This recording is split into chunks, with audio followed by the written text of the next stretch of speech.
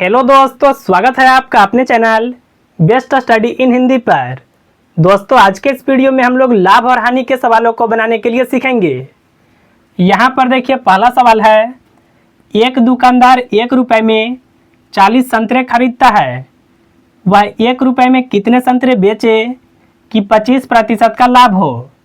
देखिए, इसको आप बिल्कुल आसानी से बता सकते हैं।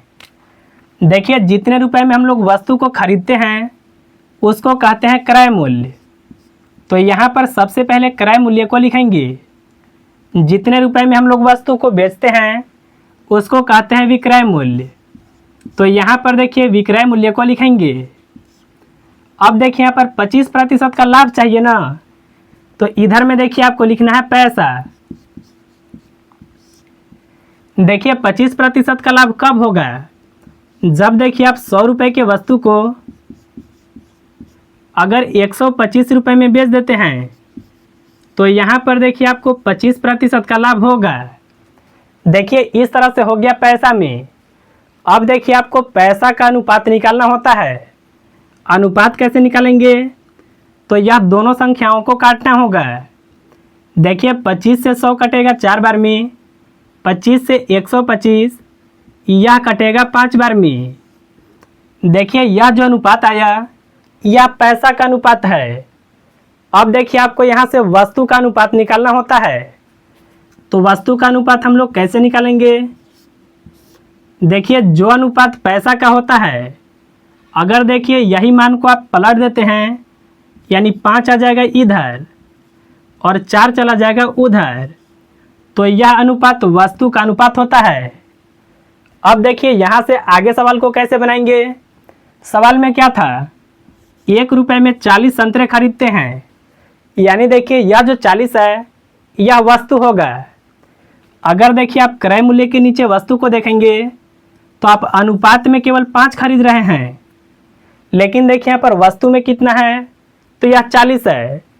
यानी देखिए आप 5 का तुलना वह 40 से कर सकते हैं। तो हम लोग इस तरह से लिखेंगे 5 अनुपात बराबर 40। यहाँ से देखिए 1 अनुपात के मान को निकालेंगे। तो देखिए आपको 40 में यह 5 से भाग को लगाना होगा। 5 से 40 को काटे, यह 8 बार में कटेगा। यानी देखिए 1 अनुपात का मान कितना आया, यह आ गया 8। अगर देखिए आपको 25% का लाभ चाहिए तो आपको देखिए 4 अनुपात के मान को निकालना होगा। देखिए जो 4 अनुपात का मान आएगा उतना ही संतरा आपको बेचना होगा।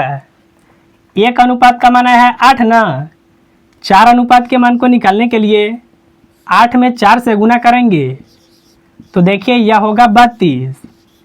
यानी देखिए अगर आप 1 रुपये में 32 संतरे बेच देते हैं तो आपको देखिए 25% का लाभ होगा। तो देखिए इस तरह से ऐसे सवालों को बनाते हैं। चलिए हम लोग एक सवाल को और भी बनाने के लिए सीख लेते हैं। यहाँ पर देखिए दूसरा सवाल है, एक दुकानदार 1 रुपये में 30 संतरे खरीदता है और 1 रुपये में 25 संतरे बेचता है, तो लाभ कितना प्रतिशत होगा। देखिए इसको भी आप बिल्कुल आसानी से बता सकते हैं। यहाँ पर देखिए 1 रुपये में 30 संतरे खरीदता है, लेकिन देखिए 1 रुपये में यह 25 संतरे बेचता है, तो यहाँ पर देखिए जो लाभ होगा वह रुपए में नहीं होगा, यहाँ पर संतरा के रूप में होगा। यानी देखिए जो भी लाभ आएगा वह वस्तु में आएगा। आप खुद से सोच सकते हैं, जब आप 1 रुपये में 30 संतरे खरीद लिए और केवल 25 बेचे हैं ना, तो आपको देखिए 5 संतरे का लाभ होगा। यहाँ तक देखिए आपको बात अच्छे से समझ में आ रहा होगा, लेकिन देखिए आपको थोड़ा सा और भी समझना होगा। जब भी देखिए वस्तु के रूप में लाभ होता है तो इसका तुलना हमेशा प्रतिशत निकालने के लिए विक्रय मूल्य से करते हैं। वस्तु के केस में जब भी आप प्रतिशत निकालेंगे तो उसका तुलना हमेशा विक्रय मूल्य से करते हैं। तो देखिए प्रतिशत कैसे निकालेंगे, हम लोग को देखिए 5 संतरे का लाभ हुआ है। सबसे पहले लाभ को लिखेंगे, इसके बटा में जो विक्रय मूल्य में वस्तु होगा। जैसे देखिए आप 1 रुपये में 25 बेचे हैं ना, तो इसके बटा में लिख लीजिए 25 को। भिन्न के रूप का है। भिन्न को प्रतिशत में बदलने के लिए 100% से गुना करना होता है। 25 से 100 को काटे, यह कटेगा 4 बार में। 5 से गुना 4 में करें तो यह होगा 20, यानी कितना प्रतिशत का लाभ होगा? तो 20% का लाभ होगा। देखिए, इसमें समझने वाला बात यह है, जब भी आपको वस्तु के रूप में फायदा होता है तो उसका तुलना हमेशा विक्रय मूल्य से करना होता है। चलिए एक सवाल मैं आपको पैसा के रूप में करा देता हूँ। अगर यहीं पर ऐसा रहता, मान लीजिए कि आप 200 रुपये का कोई टॉर्च खरीद लिए और इसको आप 300 रुपये में बेच रहे हैं, तो यहाँ पर देखिए लाभ कितना रुपए होगा? लाभ देखिए होगा 100 रुपये का। देखिए यहाँ पर यह जो लाभ है यह रुपए में है, तो जब भी लाभ रुपए में आता है तो इसका तुलना क्रय मूल्य से करते हैं। लेकिन देखिए अगर वस्तु के रूप में आएगा तो इसका तुलना करना होता है विक्रय मूल्य से। यह बात आपको समझना होगा। जैसे यहाँ 100 रुपये का लाभ है ना, तो सबसे पहले 100 को लिखते हैं और इसके बटा में विक्रय मूल्य नहीं लिखते, आपको लिखना होता 200 को, यानी क्रय मूल्य को, और प्रतिशत में बदलने के लिए 100% से गुना करना होता है। तो मुझे उम्मीद है कि आप बिल्कुल आसानी से समझ गए होंगे।